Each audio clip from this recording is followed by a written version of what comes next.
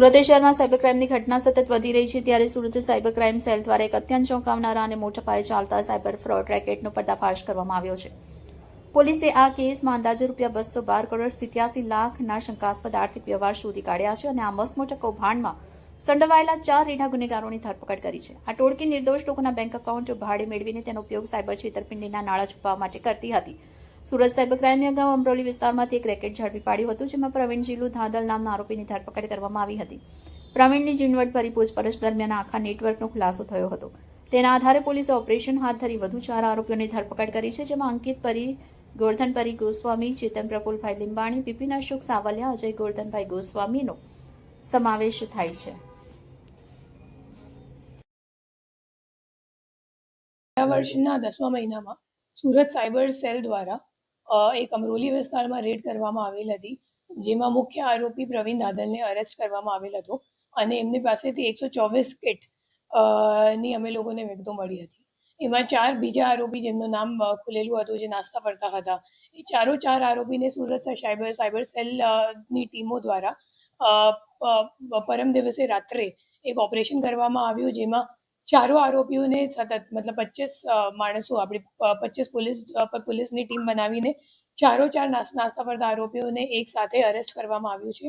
અને જે 4 આરોપી છે એમને સામે ઘણા બધા એ લોકોએ સેવિંગ બેંક એકાઉન્ટ અને કરંટ એકાઉન્ટો બેંકમાં પોતાની નામથી ખોલાવીને કમિશન પર જે સાયબર ક્રાઇમ ગેંગ છે એમને આપ્યું છે.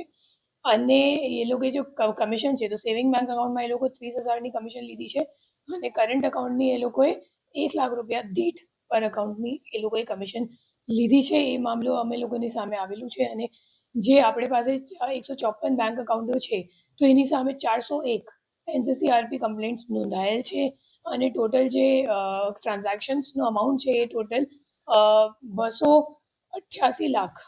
288 કરોડનું 212 કરોડ અને 88 લાખનું અમે લોકોને ટ્રાન્ઝેક્શન્સ આ તમામ ખાતાઓમાં મળી આવ્યું છે. અને હાલ આ દિશામાં તપાસ આગળ ચાલુ છે. અમે લોકોને જોવાનું છે કે કેટલા બધા NCCRP કમ્પ્લેન્ટ્સ FIRમાં તબદીલ થઈ ગયા છે અને એમાં આજે આપણા નાસ્તા ફરતા આરોપીઓ છે એ તમામ કેટલા દેશભરમાં કેટલા બધા ગુનાઓમાં હજી વોન્ટેડ છે.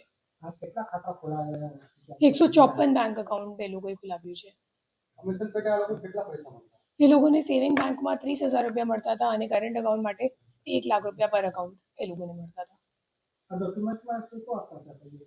એ લોકો રબર સ્ટેમ્પ થઈ ગયું, પછી ઉદ્યમનું જે રજિસ્ટ્રેશન ઓનલાઈન જ થઈ જાય તો એક ઉદ્યમે આપે એ લોકો, પછી GST રજિસ્ટ્રેશન નંબર આપવાનું હોય તો એ આપે, પછી સ્થળ વિઝિટ કરાવે બેંકવાળાને, તો જે સ્થળ વિઝિટ કરાવે એમાં ખોટું એ લોકો બોર્ડ લગાવી દે કરંટ એકાઉન્ટ ખોલાવવાનું હોય કે આ પેઢીના નામનું, અને એ લોકો રેન્ટ ઉપર થોડા ટાઈમ ઉપર રેન્ટ ઉપર દુકાન લઈ લે અને પછી ભાડા કરાર કેન્સલ કરી દે. એ કરીને એ લોકોએ એકાઉન્ટ ખોલાવ્યું છે.